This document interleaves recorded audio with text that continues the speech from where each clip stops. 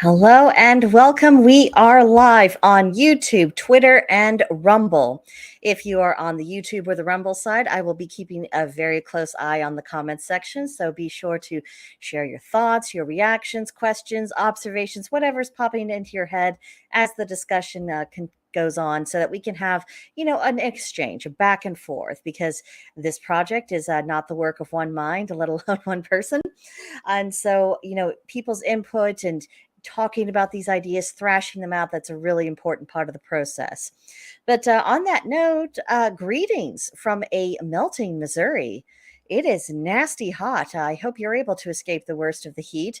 Now, if you're a summer person and you are loving everything about this, uh, my congratulations. I'm very happy for you. I hope you're really getting into this time of year. For the rest of us, we just got to hang on a bit longer, just a little bit longer, and those cool breezes will be returning to us. So let's get started with all of the things.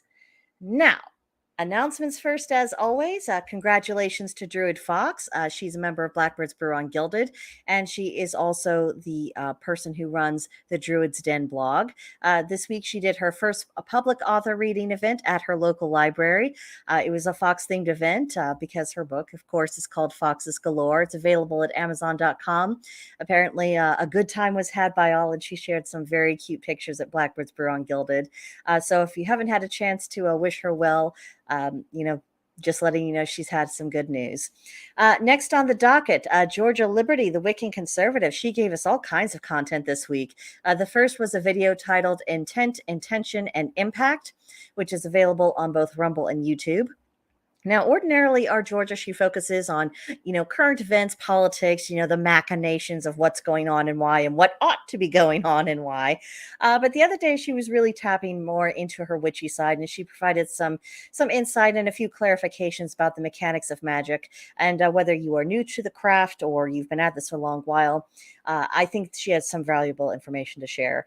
The next thing she did was Federalist 68 constitutional electors. I only saw that on YouTube, as well as 16 charged with criminal election forgery. So she's been keeping a close eye on the latest developments going on with all of that. And of course, all of the links to everyone's content that I'm mentioning, they are available in the description box below. So after the live stream, definitely check everybody out. Now, clear your calendars for this evening, because the next episode of Strange Bedfellows will be airing at 8 p.m. Eastern Time. And you will have Georgia Liberty and Puritan View holding a little bit of a music party for us. No idea what they're going to get into. It could be anything. It could be everything. They might be analyzing song lyrics, or getting into specific genres, or going into the history of particular artists. I mean, there's the field is wide open. So you're just going to have to tune into them later this evening. It'll be a Rumble exclusive. And next up, Raven Wolfgar. He gave us the weekly reading for July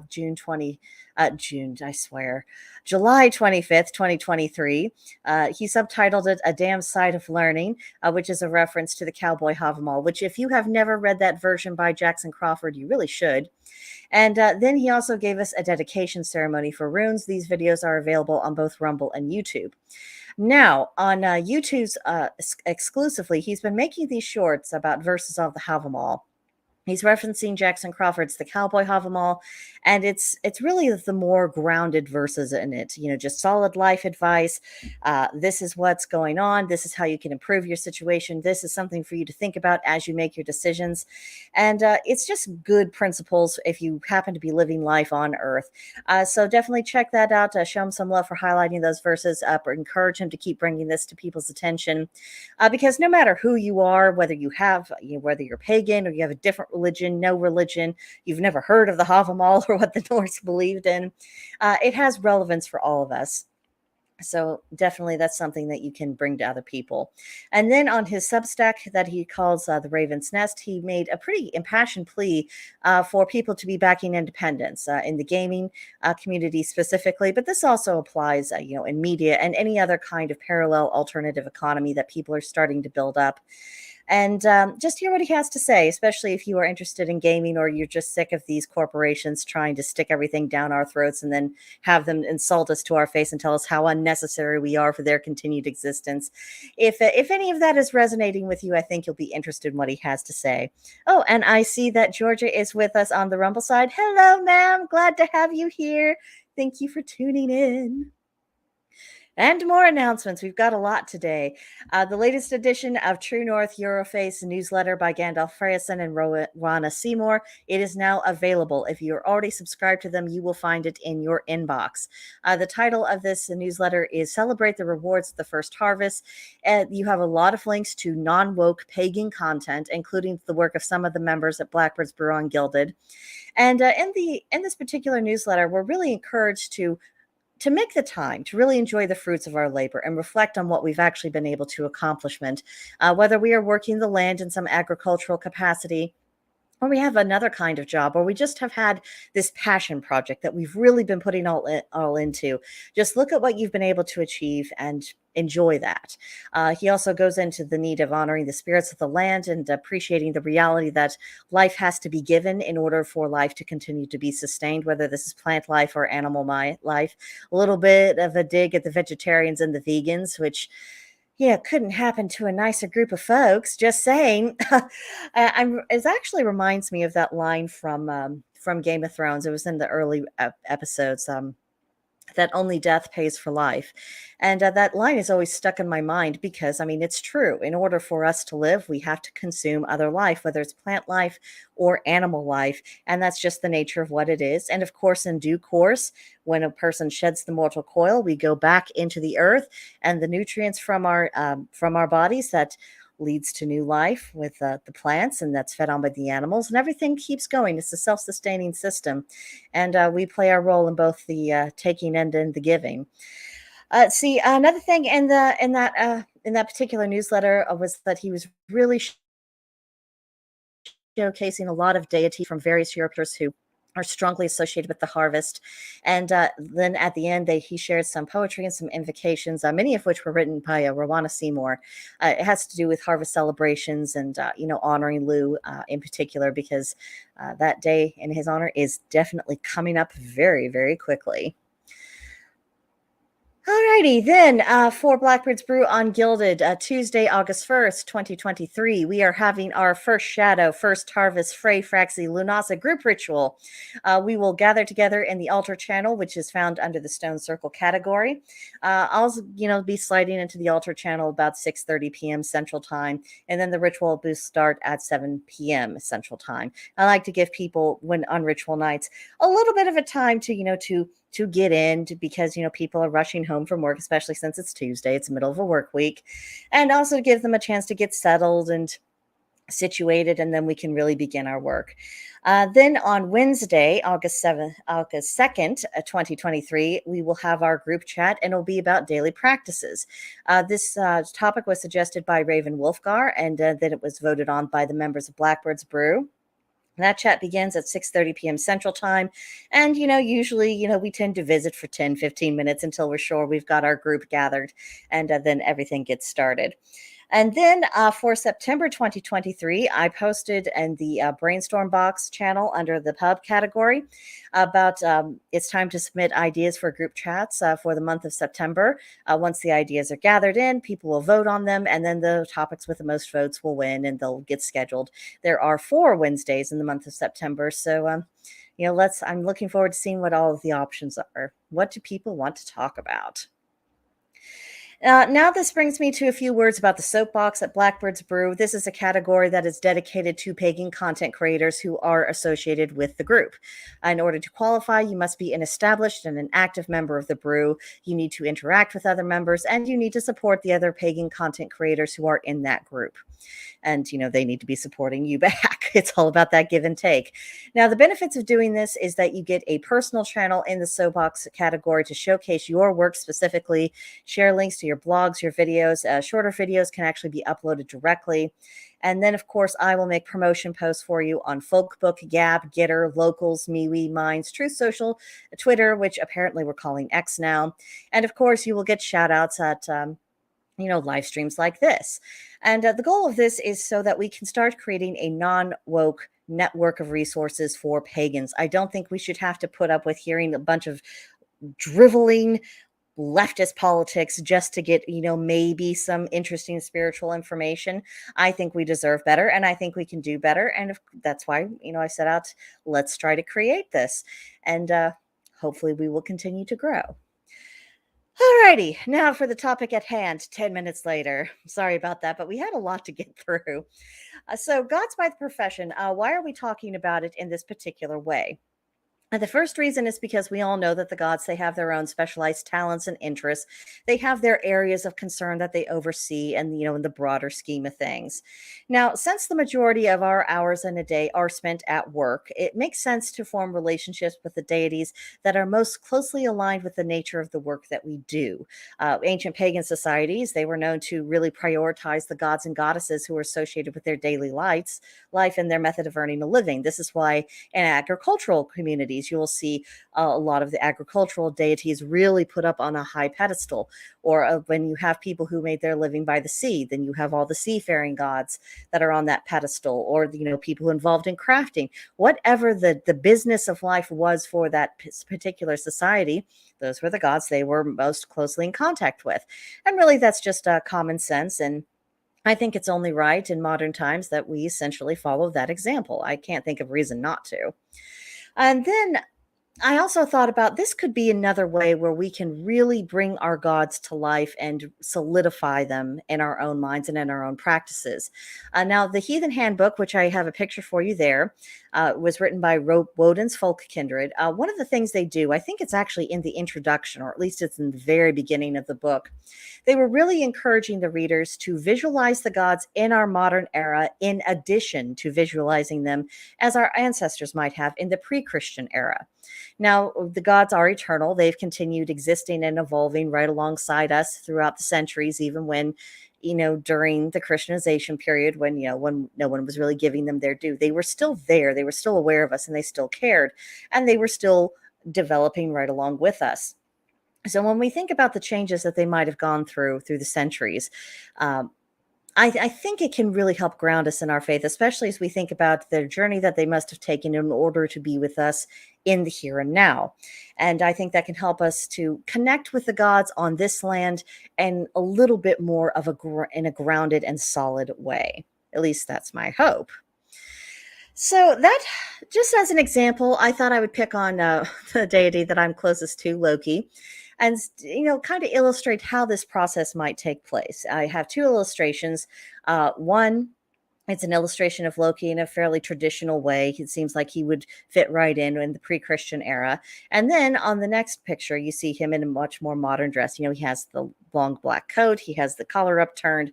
His haircut is a bit more modern. He looks like if, he took on the flesh and he was wandering down the street, that he would essentially fit in. You probably sense that huge aura of power, but nevertheless, he would be passing because he would be, dressing as though he belonged to be amongst us.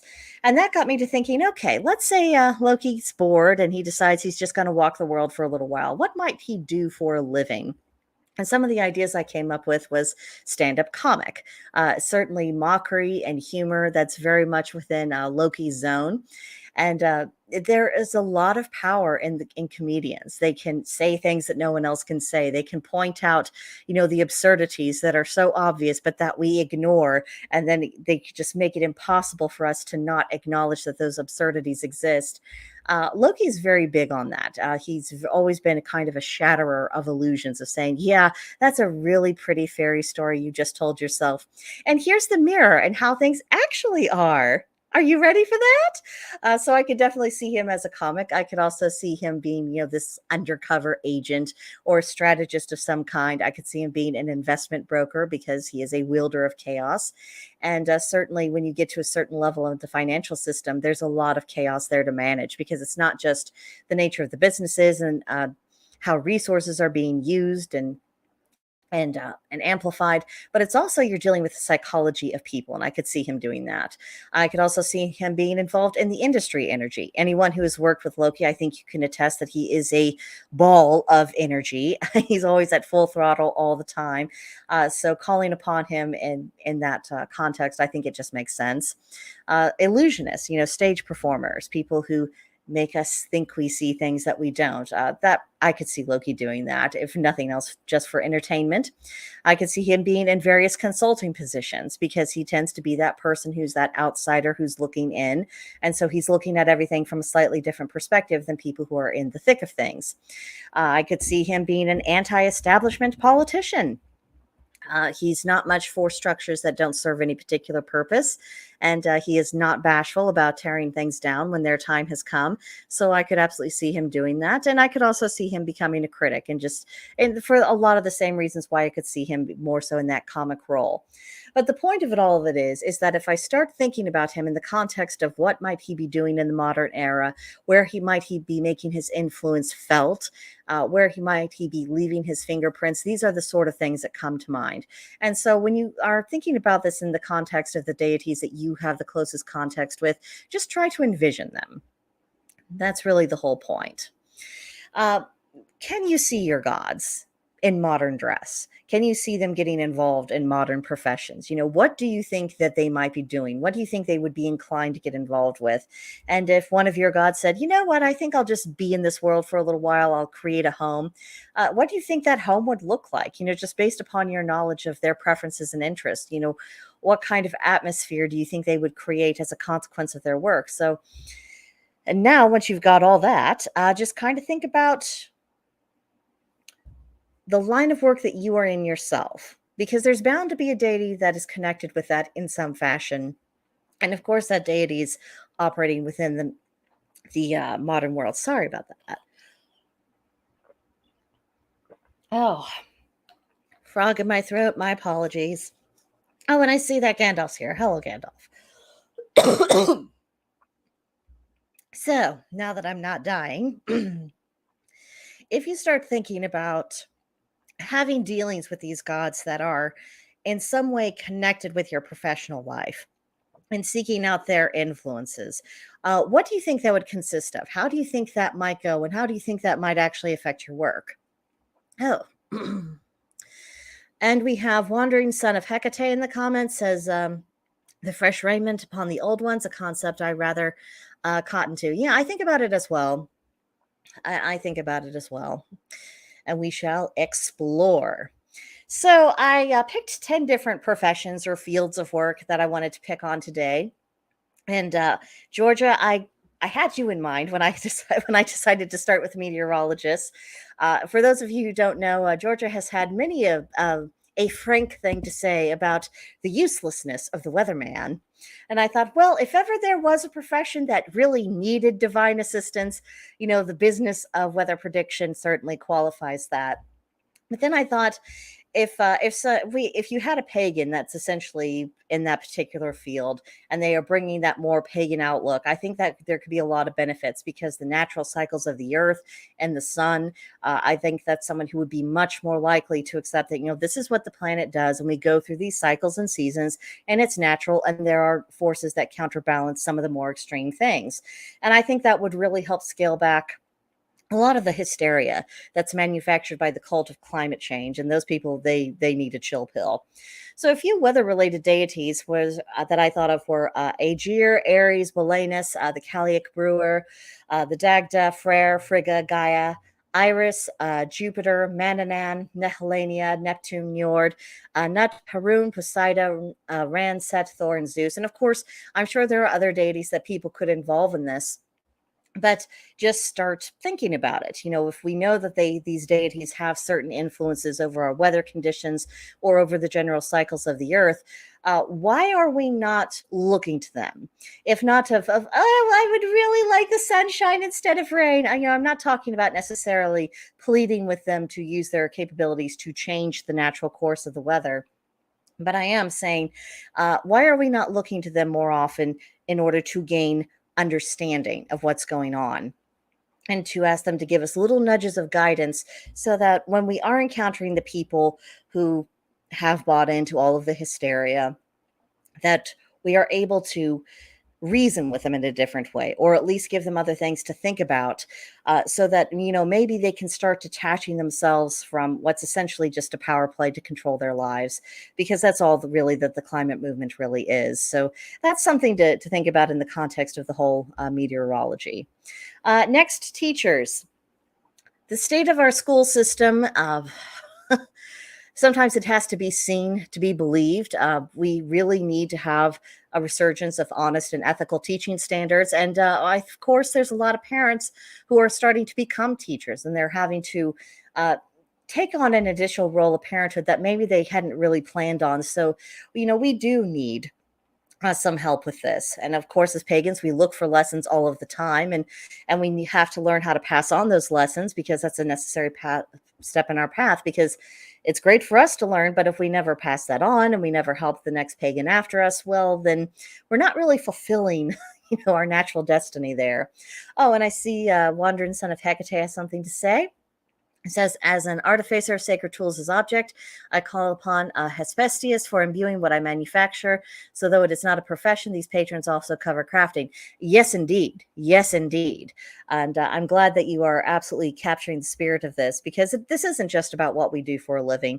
This is also about things that we do just generally that are important to us, that matter. So back to teaching.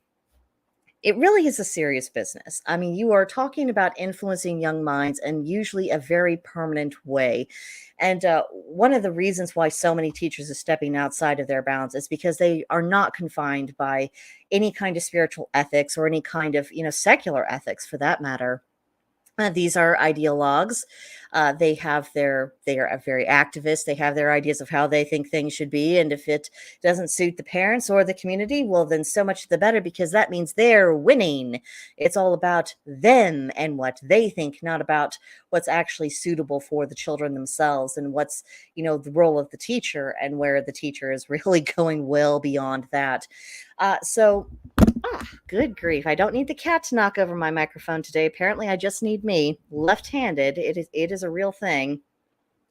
So I was thinking about gods and goddesses that were related to learning. So some of the ones that came up to my mind were Aaronrod, Balder, Brigid, Caradwin, Demeter, Freya, Gwydion, Isis, Kupala, Loki, Maeve, Minerva, Nana, Agma, Osiris, Poseidon, Saturn, Seshat, and Thoth.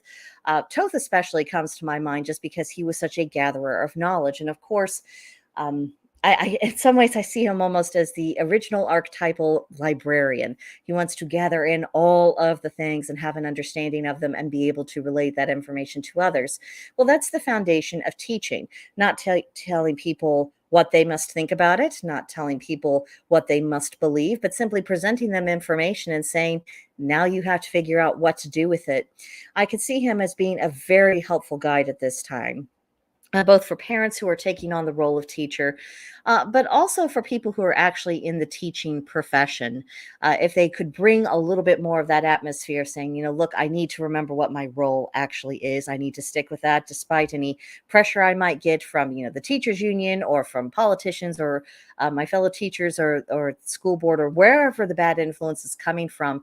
Making yourself a little bit more fireproof to that kind of influence definitely need to be doing that. Next, hearthkeeping. And I bring up hearthkeeping as a profession because that's exactly what it is. It is a job. If you are taking the primary responsibility for the running of the household, taking care of the garden, raising the children, that is a full-time job, and then some. And I do not like the way that having this interest in domestic affairs has really been demonized. Feminists have a great deal to answer for. There is honor in this kind of work. And just because it's not always glamorous and it isn't always fun, that doesn't mean that it isn't honorable or necessary. And I think it's past time to give the gods and goddesses associated with the home their proper due, but also to really show some respect to the people who actually take on this work. Give them the respect that they are doing, because they are the glue that is holding the family together. Let's see. And Wandering Son of Hecate was saying that Hestia is just the best. Yeah, she's definitely on my list for similar reasons to you, no doubt. And I think we are living in a world that is just a really good example of what happens when people are not taking the affairs of the home seriously. The house is not just a shelter; it's a center of energy for the family, and it's an oasis on multiple levels, including the spiritual level. People should be thinking of home and thinking about this is, and it's not just where I'm safe, but this is where I'm nurtured. This is where I'm being given the tools that I need in order to succeed in life. This is the springboard from which I jump off on, and that I'm able to go out and confront the world. And of course, that's just really the children. I mean, when it comes to the spouses within that household, if you are the one looking after that home, you have so much to do with the state of your marriage and keeping things together and being able to make sure and that the person who hopefully you love most in the universe is doing well. I mean, it's a huge weighty responsibility. I mean, there's an incredible amount of power involved in that. And the fact that women were ever persuaded to give it up en masse is just absolute madness. And it really reveals feminism for what it is. So, our hearthkeeping deities, a lot of old familiar ones: Bertha, Brigantia, Phrygia, Hermes, Hestia, Loki, Nana, Njord, Sigyn, Thor, and Vesta. Most of those would come as no surprise to most people. But I also wanted to include spirits such as brownies, the Domovoy, Lares, Penitate, just the soul of the house itself. We forget, especially in pagan households, that there's a lot of spiritual energy. And the house itself, there's just something about people living in it and it interacting with all of those humans. It takes on a personality and almost a will of its own. You have this unseen partner essentially within your household and honestly within your family. So it is quite a thing to really make a house a home. Let's see. Wandering Son of Hecate says, I often say give a neo-pagan a house of dwelling, they will inevitably create a sacred core within it. 100% agree. And especially if you have someone in the family who's practicing the craft, that should even more so be the case. Because before we think about, having a special place in the woods where we do rituals, or, the possibility of building pagan temples, our homes should really be the center of worship and the center for our spiritual existence, because everything else is really going into sustaining that home. Everything else is a consequence of that home being in order, because people are going to be a reflection of the households from which they hail, for good or for ill. Alrighty. Now, next up, the trades. Oh, those trades, those dirty jobs, those jobs that you don't need, 4-year college degrees for, that are being so, poo-pooed. We've got to bring things back. We've got to bring back the proper respect for that. We know our pagan ancestors highly prized skill and artistry. People who were able to make things were highly valued members of society for good reason. And honestly, our world would greatly benefit from readopting that attitude, especially in this day and age of AI. The people who are actually able to do things in the corporeal physical world matter a great deal. Let's see. Another comment from Wandering Son of Hecate. He said, an axiom of magic is if one treats an object, force, or manifestation of nature or the cosmos as an entity or a continuous mean, it will in return act like one. Well, it's my own view on that. It's a close cousin of yours. I would say rather that these are things that simply exist, and our acknowledgement of them can make them stronger, just as acknowledging another person and being in a partnership with them can strengthen both parties. I don't think that we necessarily create that kind of life consciousness out of thin air. I think that's more in the realm of the gods. And I don't think that just treating something as if it's an independent entity makes it so. I think we are more in the position of acknowledging that which is already there to acknowledge. But that is my view. As I said, it's a close cousin of yours, not in opposition to, but, a next door neighbor of it. All righty. So back to the issue of the trades. We know that a lot of the gods were really famed for their skills in various trades and arts. And, my line of thinking is if the gods themselves are willing to get their hands dirty, then what's our excuse? Why would it be beneath our dignity to know how to garden, to know how to do woodwork, or to weld, or to do plumbing, or any of these other practical things? Why would that be beneath us? It's easy enough for us to make the case for the arts because there's a certain glamour to the art. If you created a painting, or you made a sculpture, or you can dance well, or you can act, those are things that I think we're much more inclined to, it's pretty. We like it. We enjoy it. So of course we're not going to think those things are beneath us. But when it comes to kind of the nitty gritty business of necessary work to sustain life, that has been not given its due in our society. And I think it's time for us to change that. And sometimes we have to change our own hearts first. So a lot of the trade-related deities would be Athena, Brigid, the Dagda, Dawn, Epona, Freya, Gwydion, Hephaestus, Jupiter, Lu, Mannanan, Minerva, Agma, Poseidon, Prometheus, Seshat, and Vulcan. So no matter what pantheon you are more so drawn towards, you will find someone who's going to be related to these trades. And especially if you're thinking about entering a trade yourself, or you're wanting to take it up again, or you're wanting to learn one, going into it with the intention of seeking the appropriate deity for guidance, you're probably setting yourself up for success. Let's see. Gandalf is saying on the Rumble side, those with spirit or energy being are and will behave regardless of whether you are aware of them or treat them accordingly. I do tend to stand on what I've already said on that topic. I think they exist. Whether we acknowledge them or not. I think we can have good relationships, or we can have bad relationships with them. And I think that I think how we treat them does make a difference. I often wonder about various reports of hauntings. Do we really have a non-corporeal entity making trouble for the sake of it? Do we really have an angered, deceased spirit of a person? Or do we just have a house spirit that, wasn't particularly treated well or even acknowledged, and it's just sick of it and it's cranky? And by golly, it's throwing a fit until someone gives it some attention.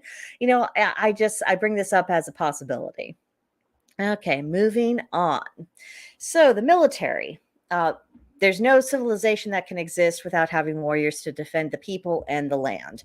And the jobs that the military are ordered to do, they are often very thankless. They're taken for granted. And in the case of our society, because it is in such a state of decline, they are often asked to do things that, people, it's not necessarily in the people's interest. And because we understand the purpose of the military, and we have this terrible disconnection with the politicians who are misusing them, it has created a needless source of friction. So this is something that we're going to have to sort out, especially as time goes on. But the job in and of itself has a very honorable and necessary function. And I think that the spiritual relationships that a member of the military has, that can really help sustain them as they carry out their work, especially if it's getting into the more distasteful realm of things. They are called upon to do things that we ordinarily would not have to do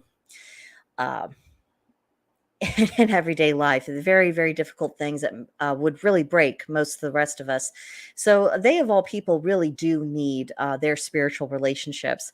And of course, some deities they might call upon would be Anat, Apollo, Arwan, Ares, Artemis, Athena, Babd, Banba, Brigantia, Caliac Brewer, Sybil, the Dagda, Epona, Hel, Jupiter, Lu, Maca, Maeve, Mars, Minerva, the Morrigan, Odin, Osiris, Perun, Sekhmet.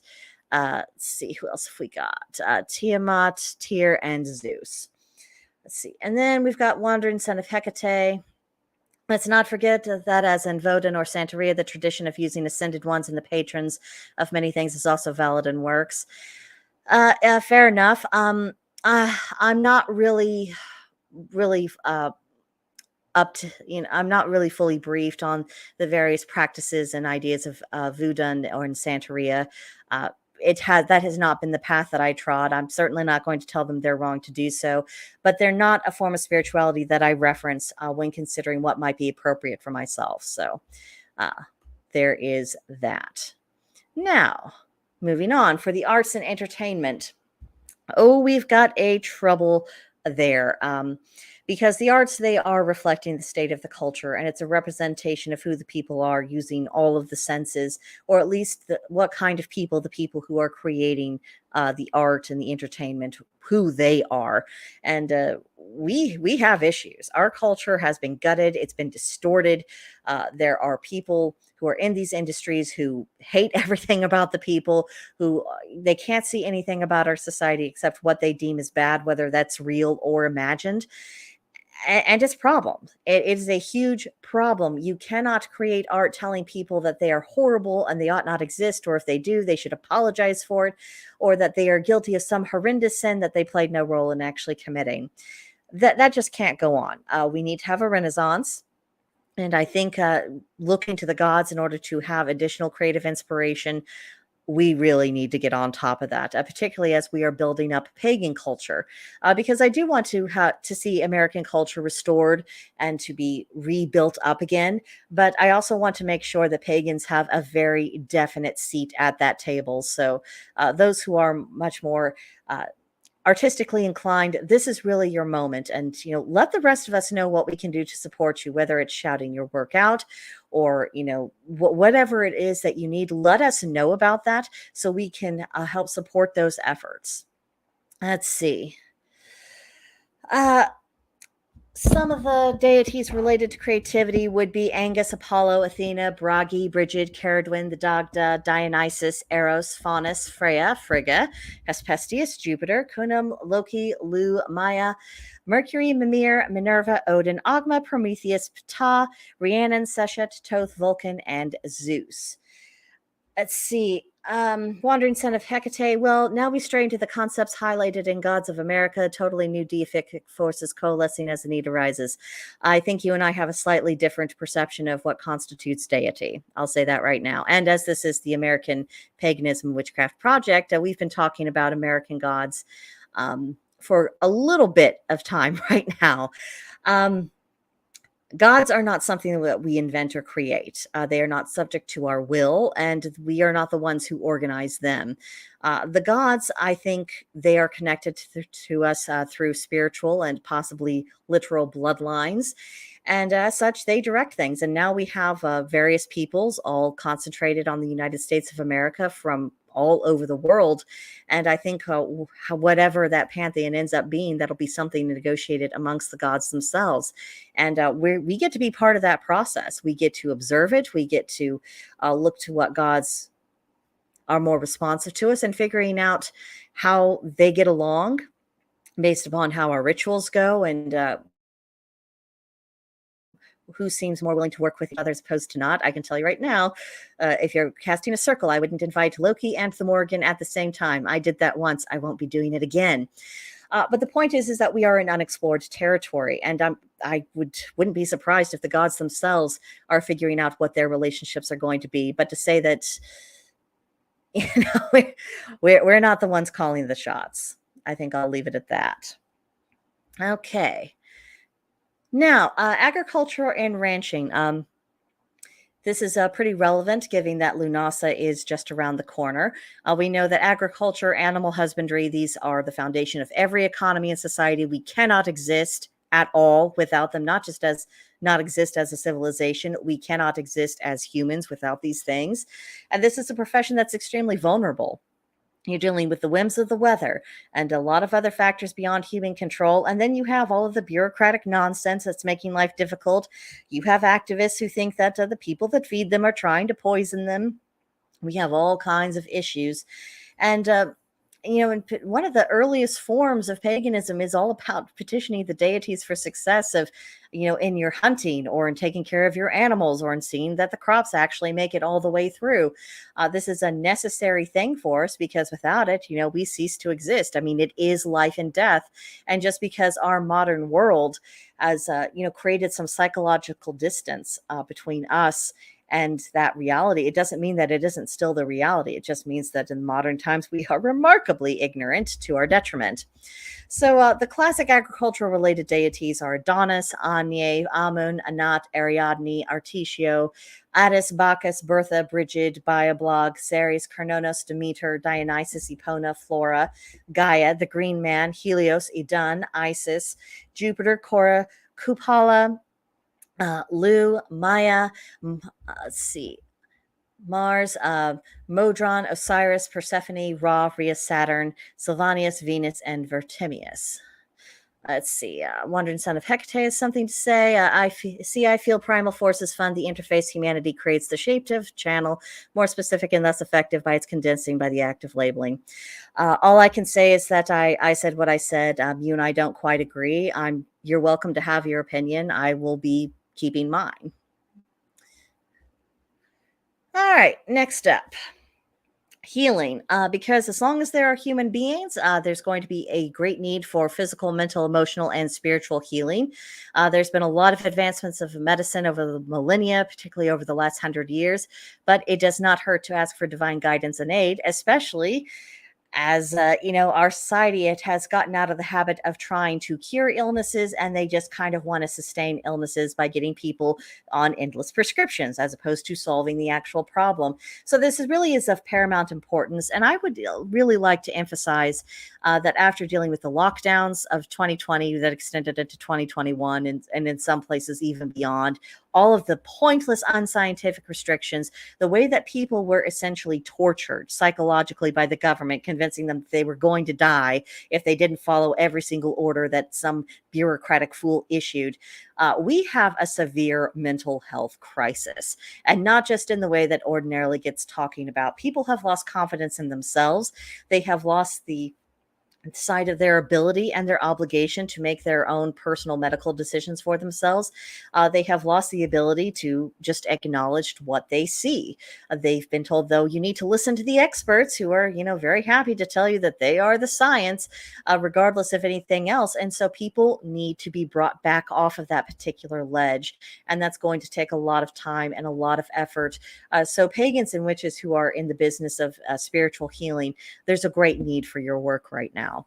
Some healing related deities we can call to: Anye, Apollo, Artemis, Athena, Bast, Belenus, Boan, Brigantia, Brigid, Coventina, Sybil, the Dagda, Ir, Epona, Freya, Frigga, Gaia, Gwydion, Hathor, Horus, Isis, Kensu, Kupala, Loki, Lu, Mananan, Minerva, Nephthys, Rhiannon, Sekhmet, and Toth. So we do not have any lack of deities that we can really be calling upon.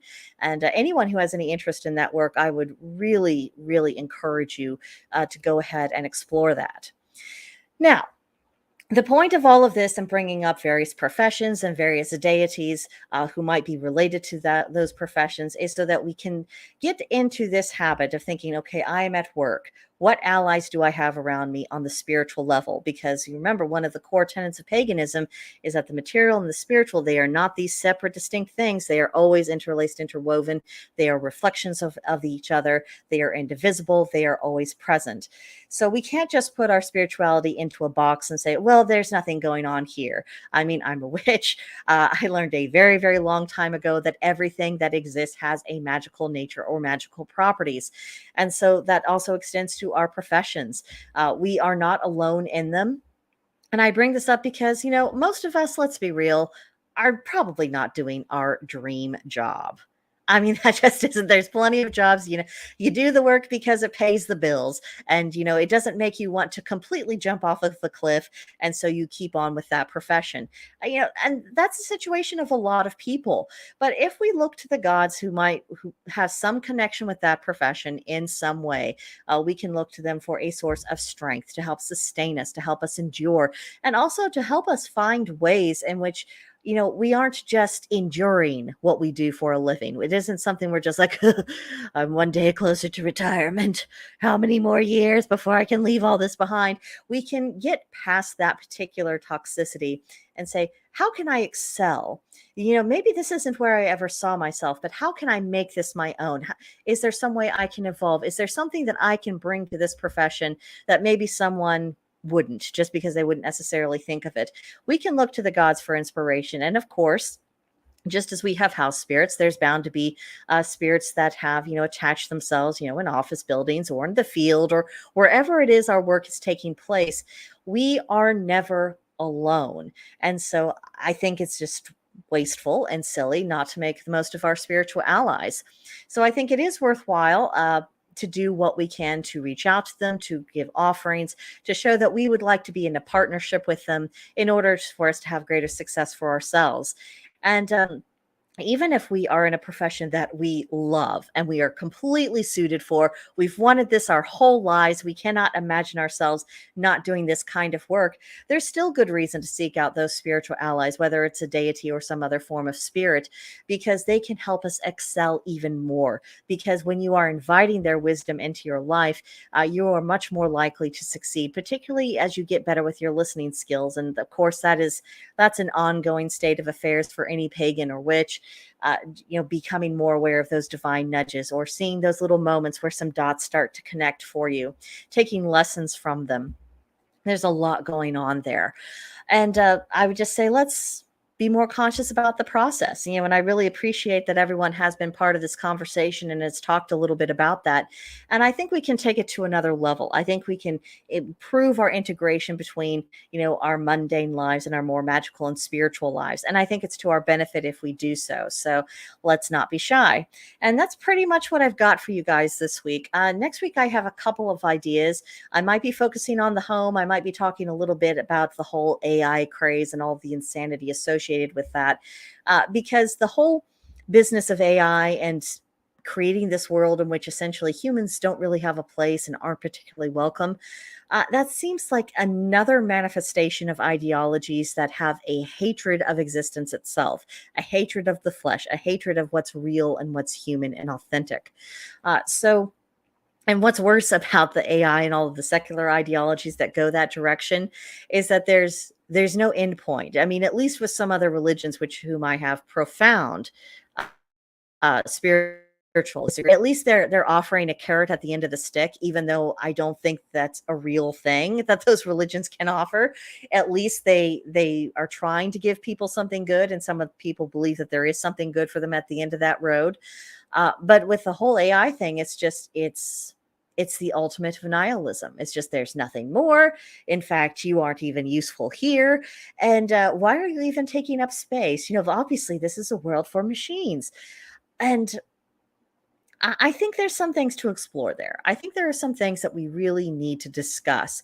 And maybe that we'll be doing that next week. Maybe it'll be another week. There's another thing I thought we might talk about. Now, the cat is laying on my notes, so excuse me, kitty.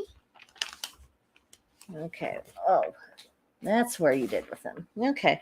Oh, I was also wanting to get a little bit more into analyzing some movies, some TV shows that have been made in America by American writers, and delving a little bit about what that really says about our culture, our consciousness, as well as what we can take from it spiritually. Now, one of the really charming children's shows that I've had on my radar for a long time is Avatar: The Last Airbender, and I've had a lot of thoughts coalescing around that show. So, there's no telling what I might bring to you next week. So you'll just have to come back. In the meantime, if you have not already, please smash that like button. Please subscribe to my channel. If you enjoyed what I had to say, please share the link to your own social media, spread the word, and let's have more people involved in this conversation. I've always said from the outset of the American Paganism Witchcraft Project, this isn't just my baby. This isn't just about my thoughts. It's not for any one human being to really define. We've got to get more people's input into this process. And that's all part of that pioneering work of really defining ourselves as American pagans, claiming our ethnicity, because, the American genome is that Heinz 57. There's a little bit of everything and most people's backgrounds. And I think that's something we should embrace and not run away from. And this is all part of the process of making that happen. So hopefully you'll be a part of that, and hopefully you'll invite other people to be a part of that as well. In the meantime, again, I've got links in the description for all of our pagan content creators who gave us offerings this week, as well as a link to join Blackbirds Brew on Gilded. And that's where the real magic happens, and where I'm trying to gather community and help other pagans network with each other, people who have common interests, people who are doing similar kinds of work, and just to help raise everyone's profile, so that we can reach out to other pagans who might be wanting some kind of community. They don't want to get involved in the leftist bullshit. They don't want to be involved in the people who are, well, they call themselves pagan, but, good luck actually identifying a pagan idea that they have in their heads. People who just want something real and genuine and be able to talk to normal people who are walking this path. we're creating an oasis, and everyone's playing a role in that. So again, I hope you'll decide to be part of that. But that's enough of my ramblings. Thank you ever so much, everyone who joined me. I'll see you guys at Blackbirds Brew Gilded. Bye-bye for now.